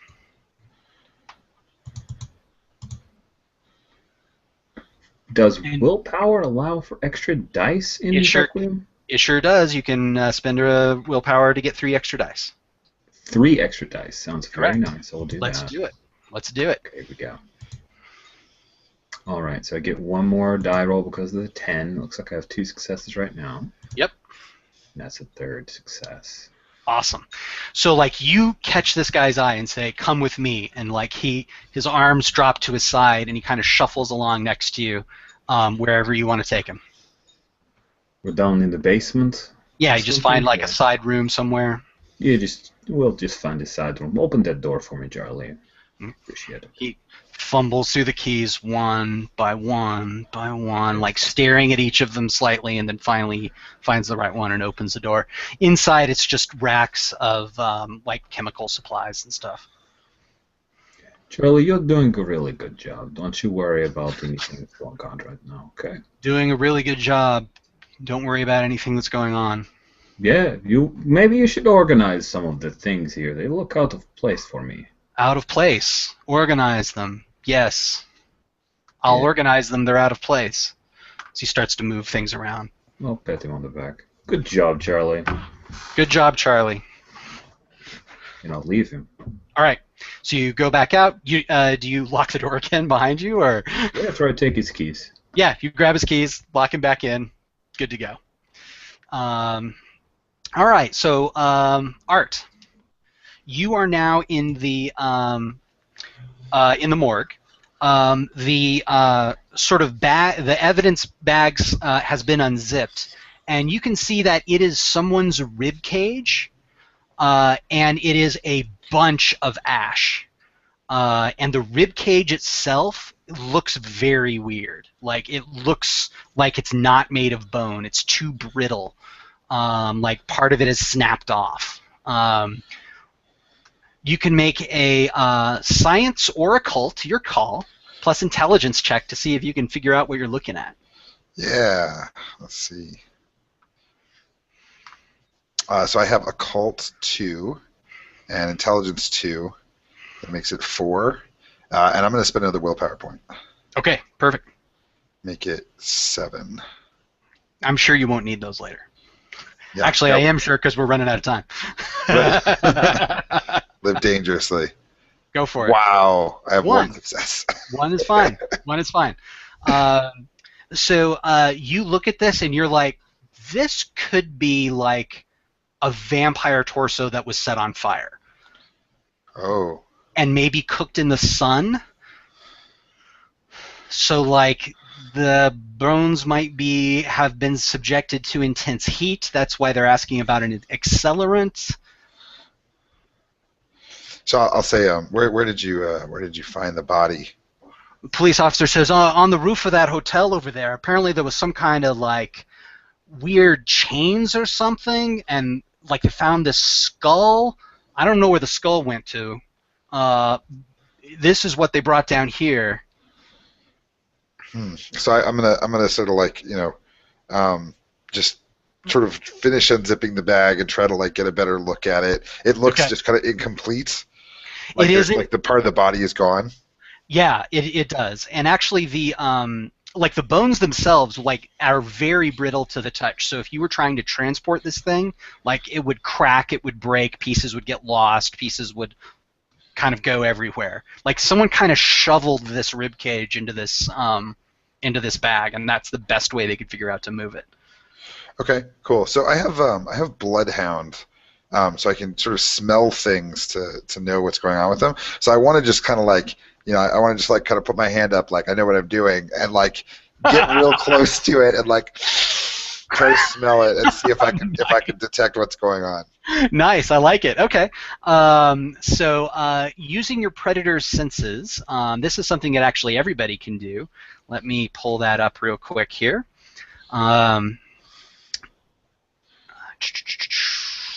So let's see, kindred senses. Here we go. So a vampire's senses are enhanced for vampire-y type things. like blood and other vampires and things like that. And yours are further enhanced because of your bloodhound merit. So I'm going to have you roll. I'm looking for the... I'm going to say wits plus composure. Okay. And I can't remember if your bloodhound gives you a bonus to that roll, or if it just lets you do more. It just lets me use it with smell. Use more things. Okay, and use it with smell. Wits plus composure. There you go. Cool. I got 7 in that. Nice. So, what was that? 4 successes plus 1 more die? Correct. So, 4 successes. All right, cool. So you lean into this thing and you're like, oh my God, you like know who this is. Like you like have smelled this guy before. This is Goldsboro, the Lance vampire who has been poaching on your turf for weeks, months. Like this guy is scum and he wouldn't leave you alone. And now he's ended up dead on the top of the hotel on your turf. This is Goldsboro. This is a vampire corpse you're looking at right here. This is a walking masquerade violation. I'm really sorry to break this to you, detective. I mean, I feel like I'm ruining your night, but it's for the best. This isn't a body. It's a prank. It's not real. I mean, and I grab some of the bone and I just crush it in my hand. I'm like, you can't. If you're trying to break a bone, detective, it doesn't just come apart like that. What? A prank? What are you talking about? A prank? There was a lady that went running through the hotel half naked, screaming in the middle of the day. A prank? Look, it's the 80s now, right? I mean, kids, like, all going to shit. So, I mean, the whole generation of kids just lost to the... All right, so he's kind of like, baffled by this statement. So why don't you, in order to deceive him, why don't you make yourself a subterfuge plus manipulation check. Okay. I will let you add in, if you have any specialty and any skill that lets you, that would relate to this type of thing, like if you want to baffle him with jargon or something like that.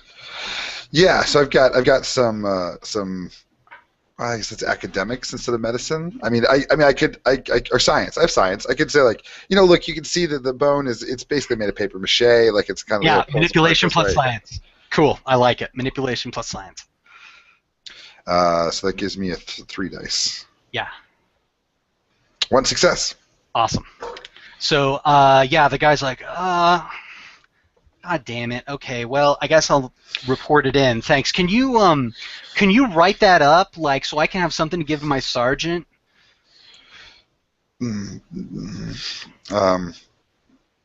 Sure, I guess. I mean, you want me to write up? Yeah, just something saying that it's not like whatever your findings are, I guess. Why don't you give me your card and I'll send it over to your office? Okay. He scribbles something on a note. Piece of paper in his notepad and hands it over to you. Okay, so you 3 who are not in there with the officer.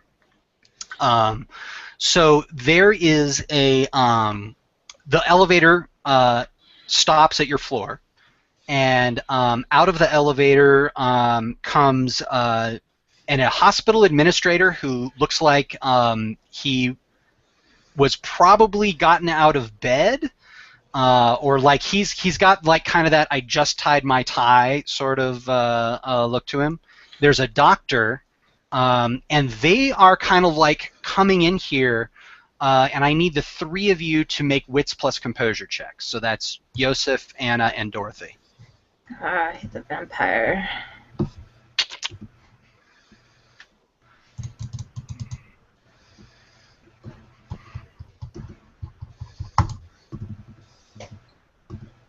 Okay, I have a total of 5. Got rolled 110, so I get to roll that again. Go for it. 1. You got 1. Okay.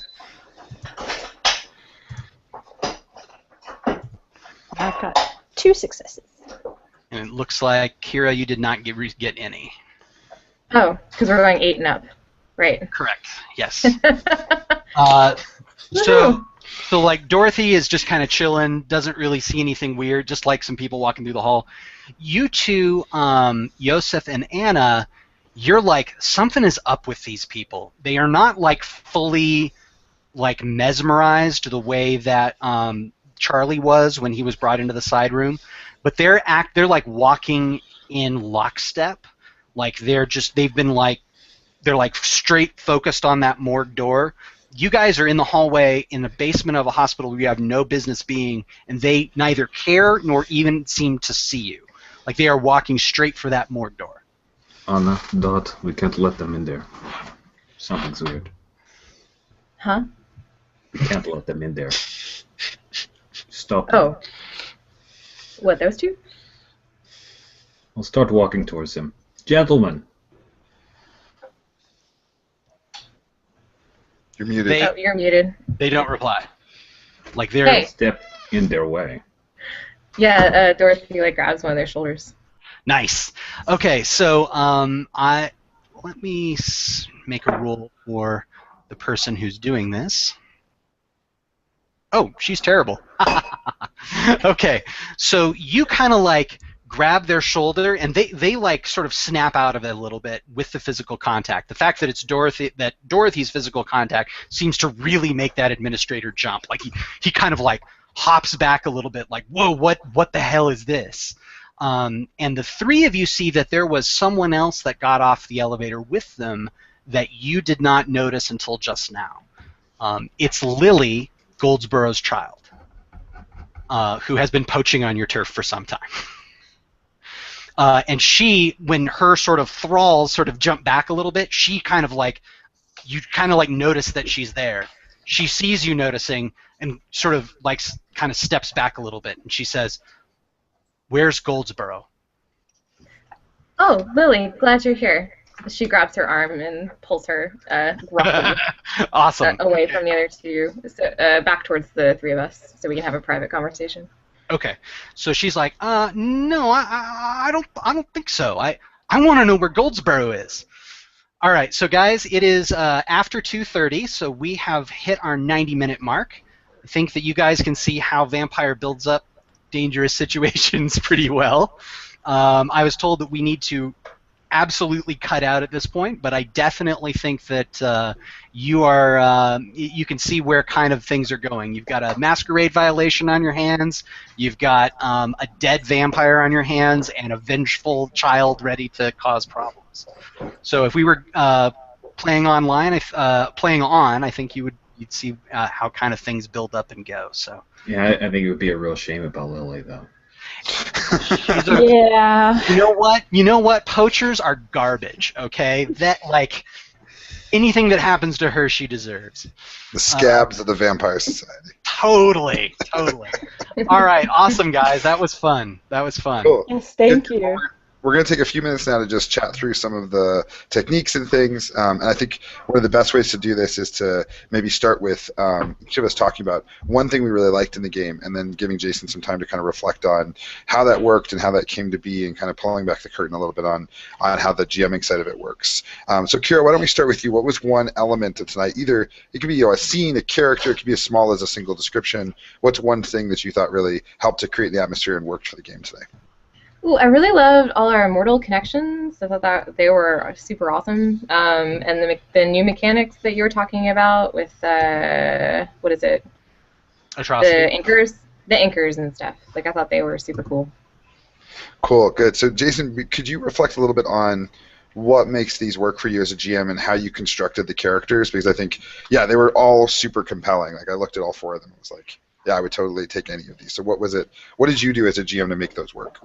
Okay, so the thing about anchors, the reason that system works is that it really makes literal that cycle of abuse that vampires are supposed to sort of create. They're supposed to be these dysfunctional beings.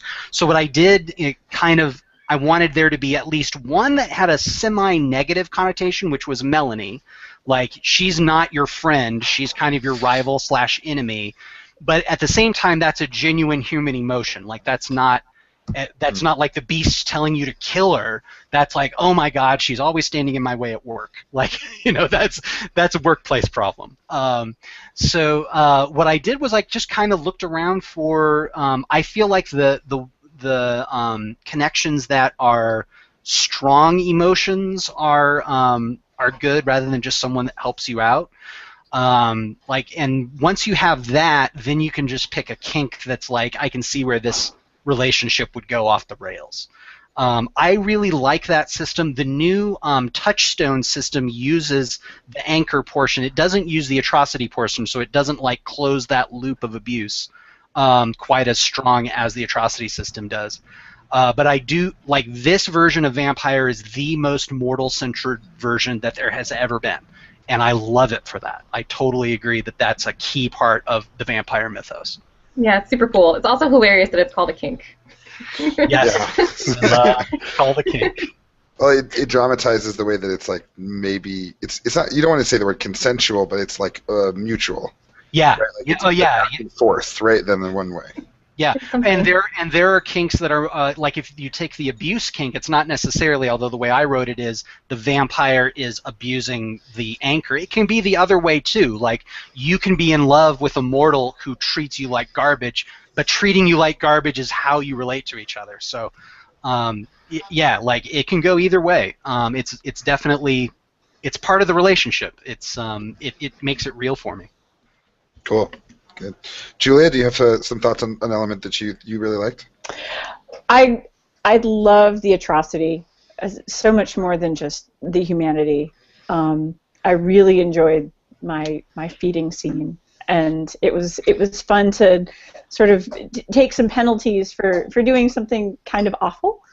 And I've never really liked the humanity thing, where it seems like your character will just become unplayable if you have no humanity, and that just seems really boring to me. And I loved this. I liked having to, and I loved that you guys had to vote. That was crazy, right? Like it reminded me that I'm not my character, and like I passed judgment on Julia's character as Mark the person, which was really weird. Yeah, so Jason, can you offer some thoughts on how to make that? I mean, not just like how it works, but how do you, as the GM, create situations that make it work? Well, this is something that Vampire has always done really well, though it hasn't been as explicit in earlier editions. That the key factor in Vampire is it is to your advantage to hurt, kill, maim, and destroy in order to get what you want. It's the fastest, best way in this awful setting that you're thrown into to commit terrible acts in order to get what you want. Being a nice, reasonable person, like, will get you this far, and it will get you that far in a certain amount of time. You will go much farther, and you will go much faster if you start murdering people. And that's a setting, like, that's been part of the setting since 1991. So what I do in this type of situation is I create, and the same is true of like the police and like the people in the hospital locking Charlie in a room full of chemicals, right? Like all sorts of things can go wrong with that type of situation. You notice, I'm sure that you noticed that things, as you were trying to be reasonable, you could get a certain amount of things, but once you started to really push your vampire abilities, really push your use of blood and willpower, like things start to click along a lot faster. You get more successes, you get exceptional successes, you can access all of these weird powers, which I called satanic for a reason. But because of that, like that puts your humanity, small h humanity, at risk. And so it really, like, that's part, so long as you understand that, like, going too far will get the player something. Like, if you grab that police officer, shove him in a closet, put a gun to his head, and say, I'm going to kill you and your wife unless you tell me what is going on, like, if that doesn't work, then I've made a mistake as a vampire GM, right? That has to be the way to get what you want in order to make this world, the vice of your conscience and your effectiveness, really work. Well, it's so literal with the blood, right? Like Julia was literally given, like, you can have up to 10. How many do you want? Yeah, yeah, you can take it all. You can just drain her dead and leave a corpse on the floor of the bathroom if you want. She's in your power. The thumbs up, thumbs down thing is kind of my own addition. The atrocity system is kind of like, it says that you should justify it to your fellow players, but I think it's better when I make the other players say yes or no in some way. Like, it is not optional. You've got to weigh in on whether Anna the crone has done a terrible deed or not. And it's funny because sometimes people believe the justifications. They're like, yeah, you're right. She was rude, you know? Like, that she deserves to stay in the hospital for ruining that wonderful aria, right? But sometimes, you know, a lot of times there are times when I have a great player in my group at home. He can talk anybody into anything. He can especially talk me into anything because we've been best friends 20 years. The guy can, like, he can convince me the sky is purple, and I'll be like, okay, yeah, it's purple. But when he starts to, like, fast talk the rest of the group as to why his character was right to do the things that he did, like, you can just see people's eyes go, oh my God, this guy's BSing me. Like, this was not right. This is not good at all. So, like, all the thumbs down come out when he starts to, like, launch into his normal spiel.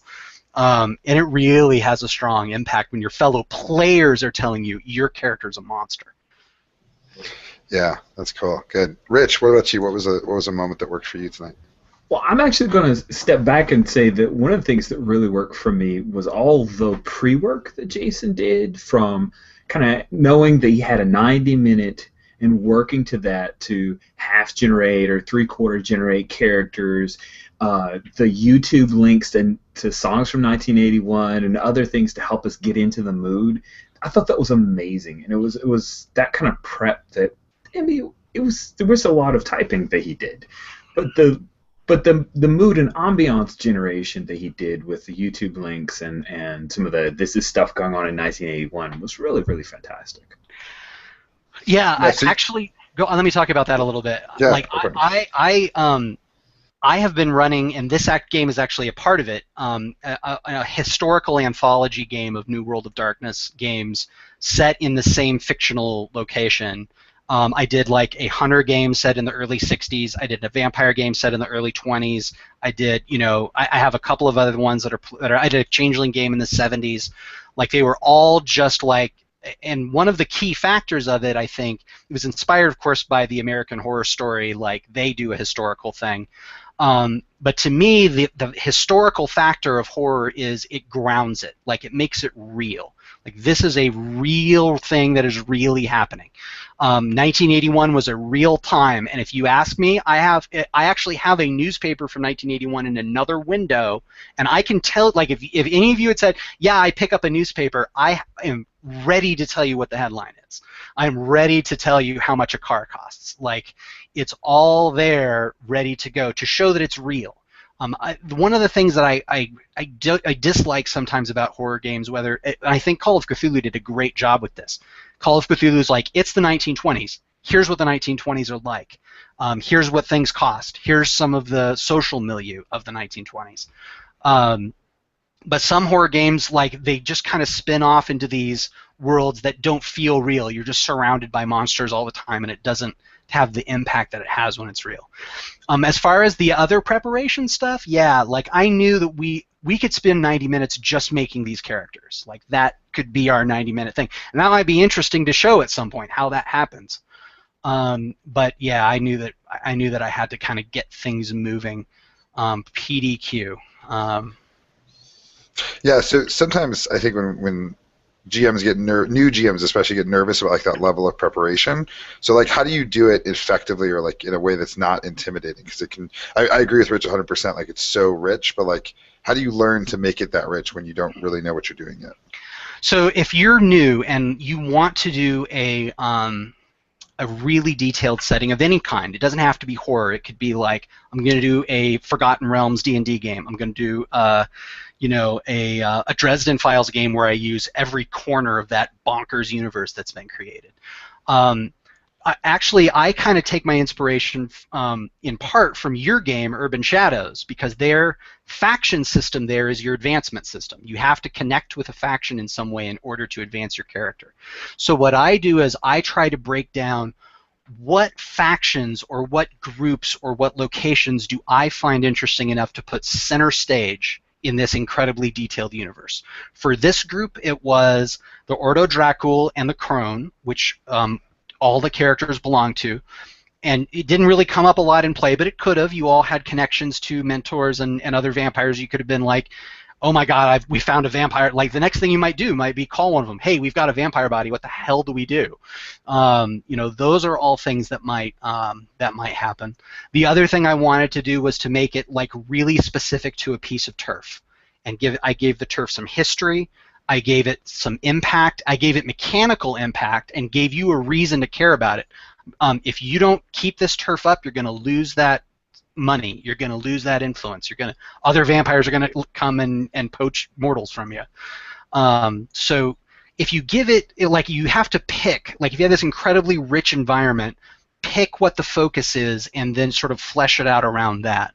And the fact that I can go on YouTube and have a historical, like, record of what was happening in 1981, Wikipedia and YouTube, that's it. That's all you need, man. And like, I could have posted 27 more videos a day and like virtually no time invested whatsoever. Hang on just a sec. Well, what Jason's doing, that one of the things I did when I ran a historical vampire game was I actually had, remember, this was a long time ago, but I had an almanac, and it was amazing. They had the same kind of resource, but didn't have to have internet connection. So I get where Jason's coming from. Very cool. Good.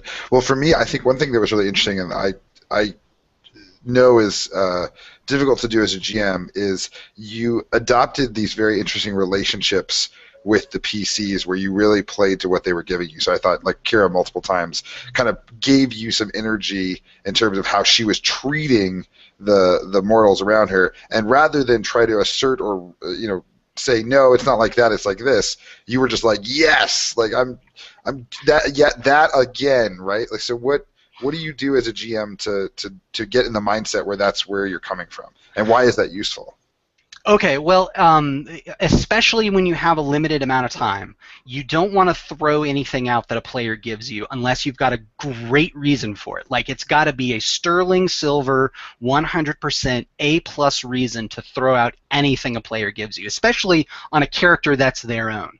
So, like, the way I always say it is, so let's say that we're going to do a military game and you're all playing military people. And I say, yeah, everybody in this game is in the Army, and you are all sort of infantry people. And then one player says, like, you know what, I think it would be cool if my guy was an intelligence officer instead of an infantryman. And, like, there's some reasons for that might be bad. I want to be the special guy. But a lot of times the reason for that might be good. Like, okay, well, what about being an intelligence officer? Why do you want to be that way? Like, what do you contribute to this story differently with that contribution than the contribution I have in mind? So with respect to Kira playing Dorothy, like, I kind of knew, like, we came up with her background together. And she's a survivor. Like, Dorothy is just a straight up, she has been down to the dregs of the earth and held on by her fingernails, right? So to me, when she says, hey, I am really cool with this guy, like, I can think back and be like, oh, okay, so she's like this, so that means that people respond to her that way. So it was really joint, and I think the fact that you all had some experience with vampires, so Kira knows how to treat a ghoul, right? She knows how in love ghouls are with their masters. So, like, when she starts to feed into that a little bit, man, I want to give you the best feedback I can. I want to be like the most ghoulish ghoul that I can be in response to what she's doing. You were a super ghoulish ghoul. Oh, thank you. That's very kind of you. Thank you. I'll tell a quick ghoul story from the 1920s game that I ran. So one of that same friend had a ghoul who was a sleazy lawyer, and so he kind of told us, he kept going to the ghoul with problems about this other, like, organized crime figure who was causing him problems, and he kept complaining about it and complaining about it and complaining about it, and finally, like, I just had the ghoul decide that this guy, well, no one rid me of this turbulent priest. So he just takes a shotgun and goes down there out of pure love and just really starts a massive, massive problem. And when the rest of the group was like, of course he had to go kill his own ghoul, which is amazing, but the rest of the group is like, well, of course he did that. Of course. Like, you are intentionally closing your eyes to the relationship you have with this guy, that of course he's going to do that. Yes, what else do you expect him to do? So I love that codependent, awful relationship that White Wolf creates there. So I'm thrilled about that. Awesome, cool. Anybody else have any thoughts before I want to turn it over to Jason to kind of wrap up? But does anybody have any other thoughts or questions or places to poke at here? I would have loved to keep playing. This is really fun. I would too. You guys are great. You guys are all really good. I would love to keep playing. Yeah, let's keep going. No. Time works. Cool. So Jason, we gave you the option of sort of playing whatever game you wanted. I mean, you could have been like, I'm going to play, DC, anything, right? First edition D&D to, right, the latest, greatest, whatever thing coming out. And you chose Vampire, and a specific version of Vampire with some specific rules and things like that. But what is it about this game that keeps you coming back? And as a GM, what tools does it give you that makes you excited to run a game even under these kind of conditions? So the thing I love about Vampire, and this goes all the way back to 1991, my experience with Vampire started when the first girl joined our gaming group and said the reason she joined was because she wanted to play Vampire. And in the 8th grade, when a girl says she wants to play a game with you, you're going to play that game. So we in the 8th grade went and played that game with that girl, and it was great. Like, we had a really good time. As I kind of grew up and got kind of a broader, different perspective on it, like, the thing about it that I like best is the theme and the tone. It was the first game that I ever read, and I know there were others that sort of implied this in various ways, but it was the first game that said, in your own 8th grade English understanding, come up with a theme for your game. It doesn't have to be deep. Like, the example that they gave was a Star Trek episode, right? Like, just like a Star Trek episode has a theme, come up with a theme for your Vampire game. And so that's what I did. The theme for this game was trapped rats. And so that's like, I had literal rats, I had people who were trapped in rooms, like, I couldn't, like, I kept trying to bring those themes back. Whenever I introduced an NPC, I had to think about, what is this NPC trapped by? Like, what's holding on to him? That police officer who was broke, things like that. Once you have a theme, you have an organizing principle for your game. And for a 90-minute game like this, like, having an organizing principle for it just makes it go really smooth. Like, once I had the idea of, okay, a vampire got killed today, and they have to deal with that, like, that's it. Like, everything else falls into place around the theme and that one event. So it actually really is a major help to GMs. One of the main failure modes of Vampire and other White Wolf games that I've seen is when people don't pick a theme.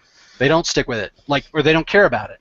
And it's not necessarily a bad game. It can still be a good, solid horror game. It can still be a good, solid urban fantasy game if that's how you want to run it. But when you have a theme like that, it really helps you just sort of prepare events and characters and places and histories, and it just makes your decision-making so much easier on you than it does if you don't have that type of organizing principle. So themes and tones is what brought me to Vampire in the first place, and it's that has kind of kept me with it over the years. I think mechanically it's improved dramatically over the years as well. I think that the math in this edition of Vampire is better than the math in any other edition. None of you care about that. No one watching cares about that, but I care about it, damn it. So thanks for the thumbs up, Kira. There you go. Well, thank you so much for coming on, Jason. This is part of our efforts to try to broaden a little bit of what we think about our community and really highlight some voices that aren't the usual sort of designers that get all the press for their great big thoughts about games. Who even designs games anymore anyway? That's not exactly. 2005. Like, exactly.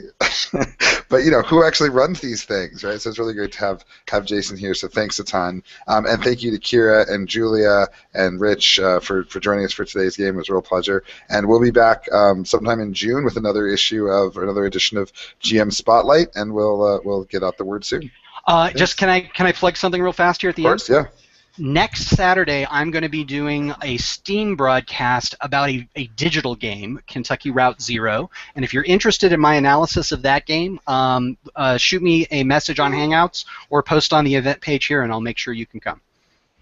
Awesome. Thanks. Cool. Thank you. Adios, everybody.